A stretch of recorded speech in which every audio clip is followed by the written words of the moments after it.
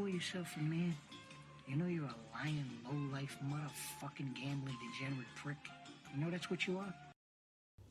Hello, you degenerate fucks, and welcome to The Degenerate Gambler.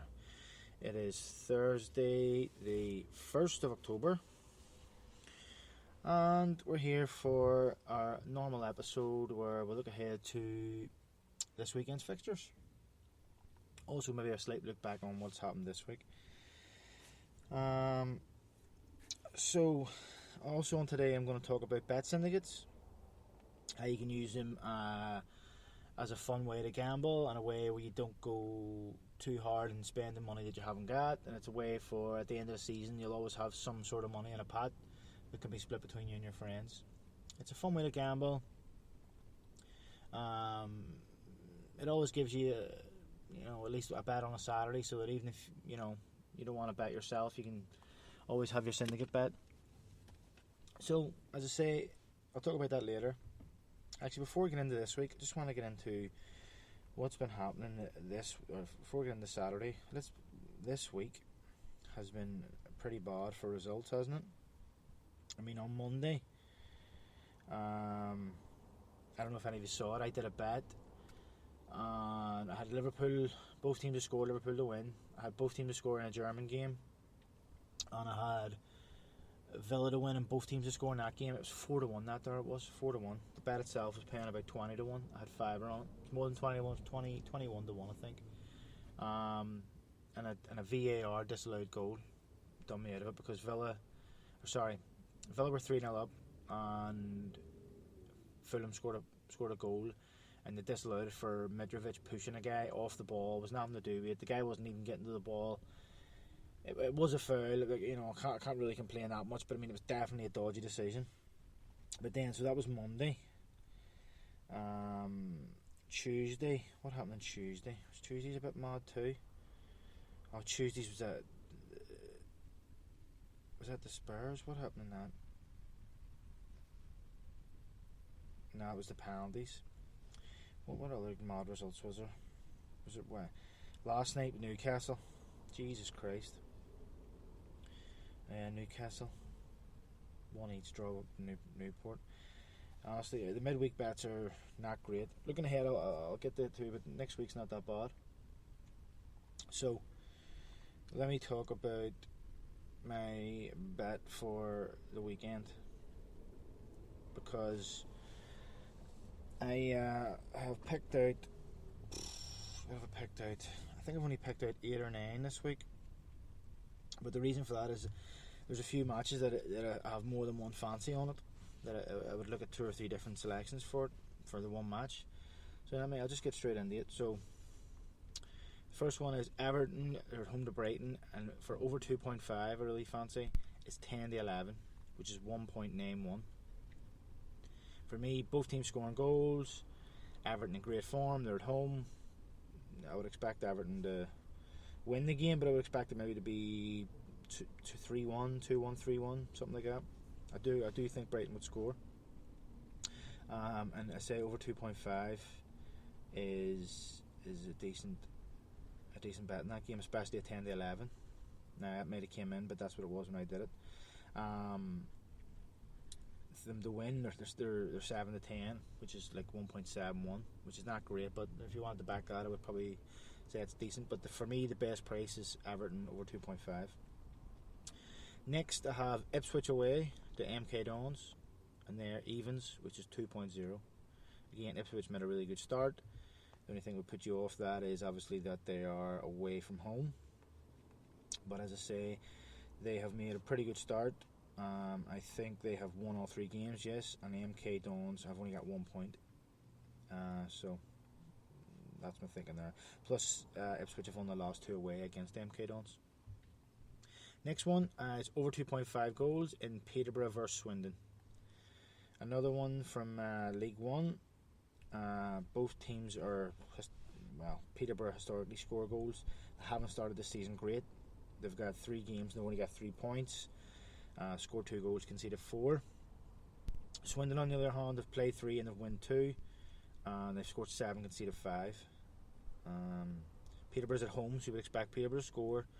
So yeah, the price on that is. Oh, I haven't wrote the price down. Then let me just quickly look it up. What other one have I got here? I'll move on, but I'll come back to that. So my next one is Tranmere.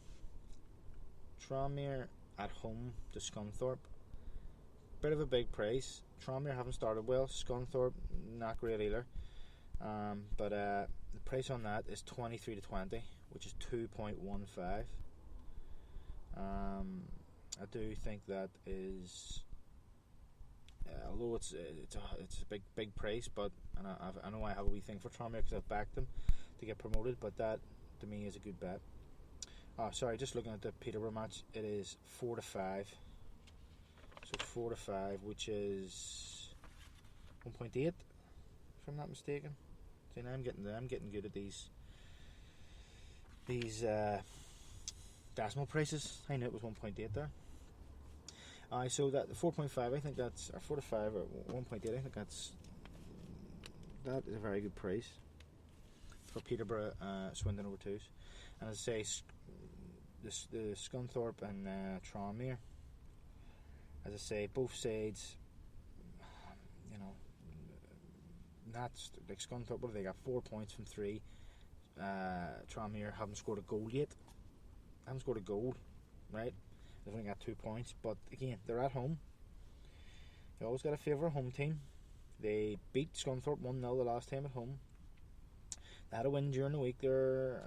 What day was that? The 29th, so that was 2 days ago. In the EFL, they beat Liverpool's under 21s 3-1, 3-2. So, again. So anyway, move on. The National League starts this week. The price that I've picked out is Notts County away to Dover. Now that price was 4 to 5, which is 1.8, but it's now moved to evens. So some monies came in for Dover. So evens is 2.0. But again, they're one of the favourites for the league. And as far as I can remember, they had a good history against Dover. Well, some draws, but they're actually pretty good away from home normally. Next one, it might be a bit of a dodgy one. Stuttgart at home, Leverkusen at home to Stuttgart. Stuttgart were only promoted from the second division, but Leverkusen are a very inconsistent team. But at 4 to 5, 1.8 at home, reasonable bet. Next one is Huddersfield and Rotherham, both teams to score, which is 10 to 11, which is 1.91. So that history in that game, both teams not the greatest start. Let me look at the league table. Yeah, they're both Rotherham 4 points, Huddersfield 3 points, but 2 goals scored, 2 conceded Rotherham, 1 goal scored, 4 conceded Huddersfield. I think both teams will score in that game. Next one is the same game. This is what I'm saying about looking at the game. It's one of those games that you could almost bet on anything. So both teams to score is 10 to 11, which is 1.91. Over 2.5 goals is 13 to 10, which is 2.30. Again, if you look at the history of the game, last 5, 2-1, 3-2, 2-1. That's the last 3. 1 each, 2-0. That goes back to 2015. So, there's been 3 over 2s and 2 under, and one of the ones that was under was 1 each. So, again, looking towards the both teams to score. For me, historically, that this game could be over 2.5. But again, this is football. It probably end up 0 each. And just on a sneaky one, I probably wouldn't back this. Right? But I couldn't believe that that Huddersfield were 2-1 to win the game, which is 3.0. 2-1 to win a game. Any game of a team of a game that's pretty evenly matched, for me is a very, very big price. But I probably wouldn't back it. Next one, Hull and Plymouth. Over 2.5, which is 3 to 4, which works out at 1.75 in decimal. I really do fancy that. I think it's a game where both teams historically do score goals. It's the team who's top of the league. Well, they're joint top of the league against a team who's sort of ninth, so it could be a stalemate. Sometimes that happens. These matches be stalemates. But again, over 2.5, looking at the goal record from both teams, Hull scored 5, conceded 0 in 3 games. Plymouth scored 6, conceded 5 in 3 games. So you'd say there's form there. Also, I mean, you might have noticed that I'm actually, the last couple of weeks has always been teams to win. And the reason for that is I find you can't really research goals until you get some data. You need 4 or 5 games maybe, or 3 games, whatever it may be. Even the cup games, you count those, but where you can sort of see how a team lays out. Do they play attacking football? Do they score goals? Do they concede goals? Are they a team that likes to win 1-0? You know, so I think this far in the season, a month into the season, where most teams have played at least 3 league games and probably a cup game, you can sort of get some data out of that. So that's why my bets probably from now on will be more of a variety of different selections, different types of bets. But also, this is another one of those games where I feel that you could almost back anything. So Plymouth and Hull over 2.5 is 3-4, which is 1.75 in decimal. Both teams to score is 7-10, which is 1.7. And also, if you're going to back someone to win, which I don't think I will, and I'll get that in a minute, Hull at 4-5 is a pretty decent price. You know, they're playing at home. They've won their first 3 games. As I said in a previous podcast, I've backed them to get promotion. Might have even backed them to win the league because they have a good squad. They've bought good players. I like the manager. So that's the picks for this week, which I think honestly was only about 9 matches. 8 matches actually that was, but there's probably 12 different selections in there when you look at the 3. So I'll move on to my nap of the week, which I have already done. If you've heard that I'm trying to do it every week now, as soon as I pick it, I'll back it because prices are changing. People are backing teams on, you know, it's affecting how much possible outcome could be or the win. So this week my nap of the week is Everton and Brighton over 2.5.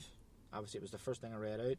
It was the first thing that jumped out at me, first price that jumped out at me, and in my opinion it's most likely to happen out of all of them.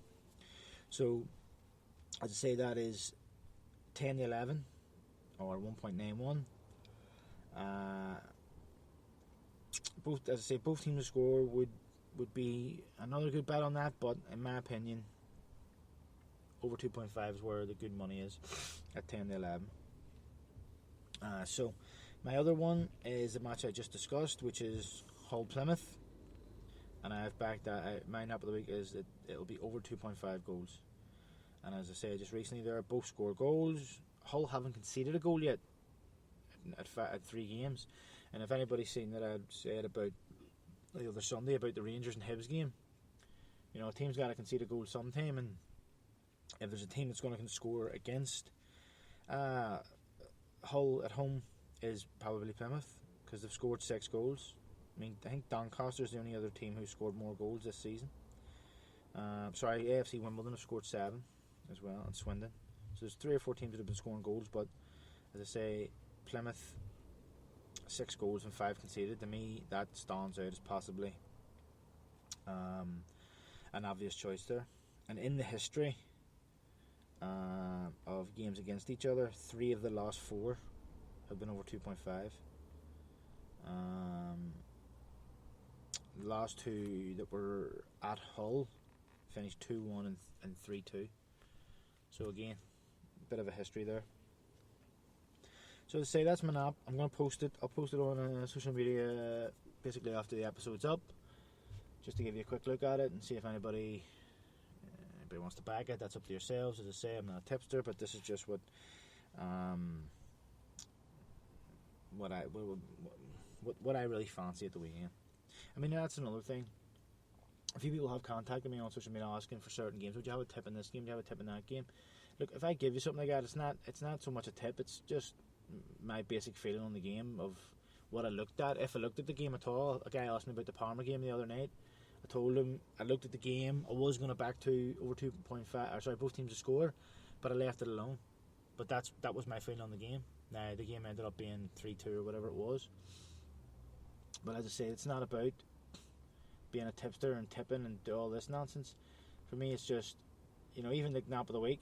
Nap of the week for me comes from, when you're with your mates and you're sitting and you get the Thursday or Friday and you sort of you say to your mate, "Oh, what's your nap of the week? Who do you back in this week? Who do you fancy?" And your mate will say, "Oh, I fancy United," or "I fancy this, I fancy that game to be over 2.5." It's all about that. It's not about being a tipster and doing this and doing that. It's just about, what have you looked at and what would you be putting in your bet this week? And as a group of friends, me and my friends would always talk about that, and I think most people do. So that's what I say when I mean nap of the week. But anyway, just a quick look ahead to Sunday. I'll fly through these quickly. Games that just jumped out. I haven't settled on any of these yet, but just jumped out at me, which was Southampton. Southampton to win 7-10, which is 1.7. Both teams to score. In that game, they play. Who do they play on Sunday? Boom. Let me just double check this while I'm here. Yes, they're at home to West Brom. So 7-10 to win, which is 1.7. Both teams to score in the game, 3-4, which is 1.75, and overs is 4-5, which is 1.8. That could be a good bet. The overs, maybe.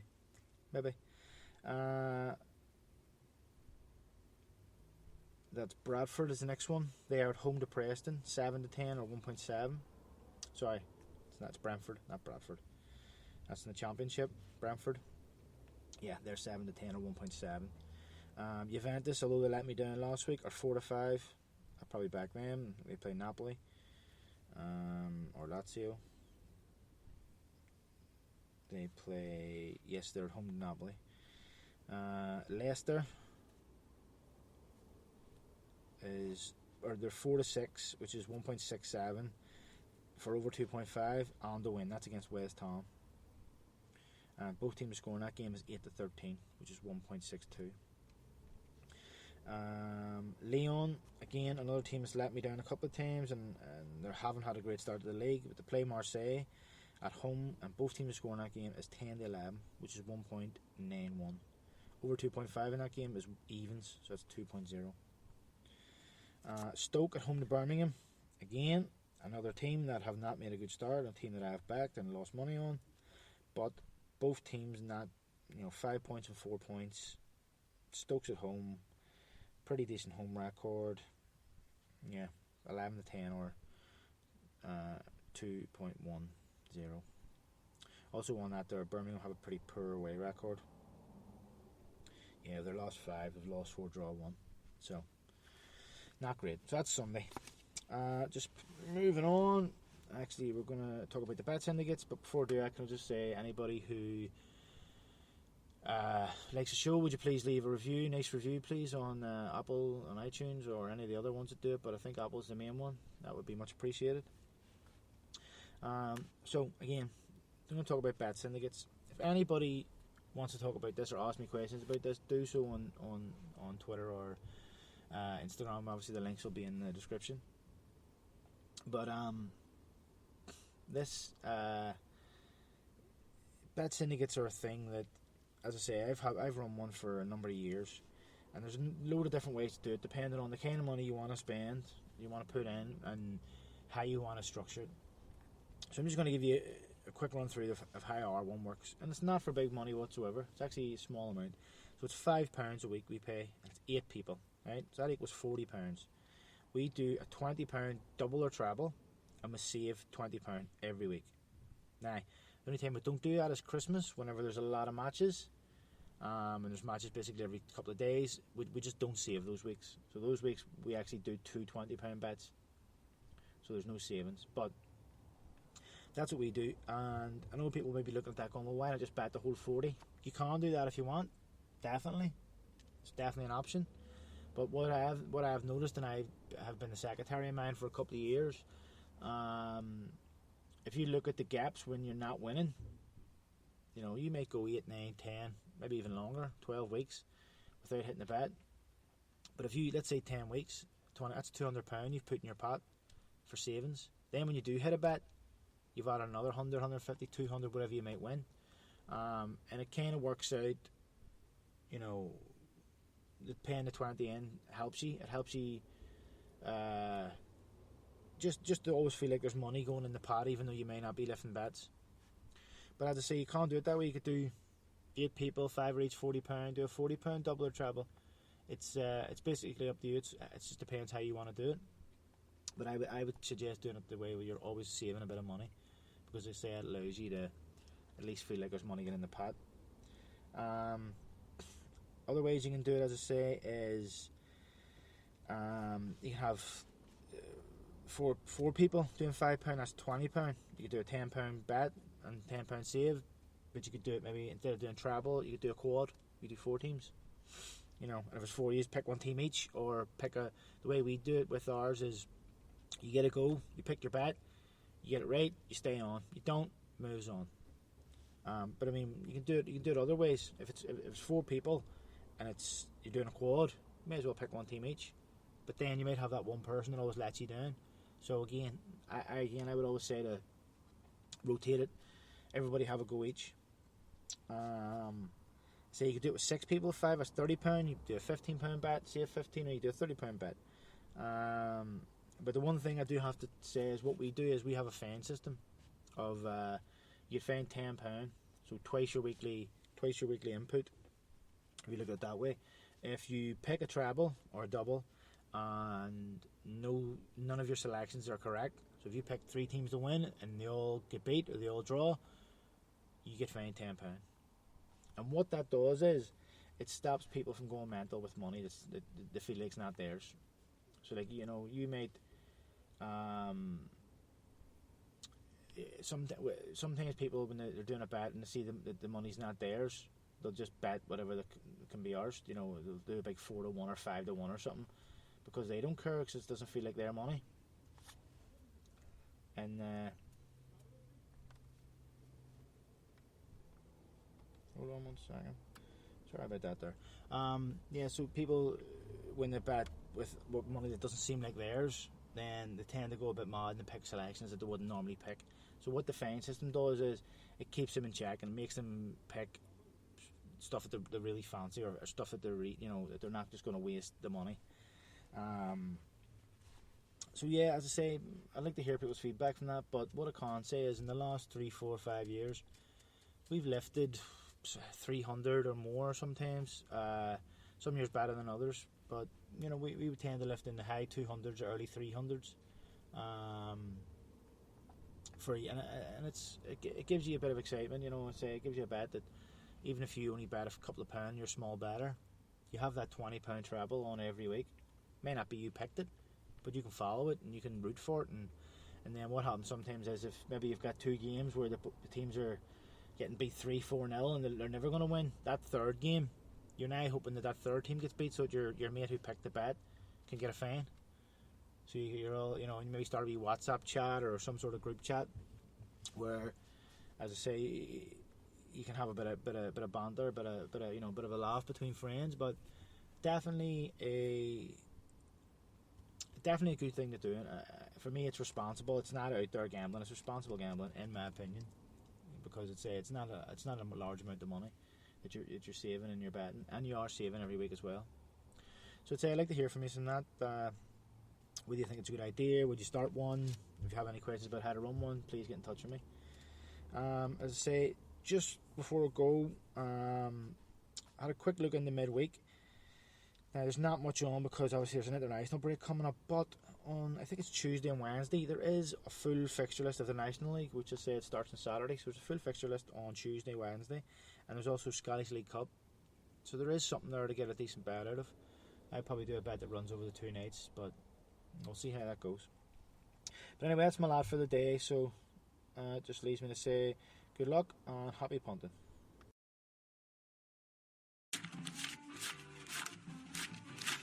Here, get the fuck out of here. Yeah, thanks. Let me find out you fucked up. I'll leave you wherever I find you.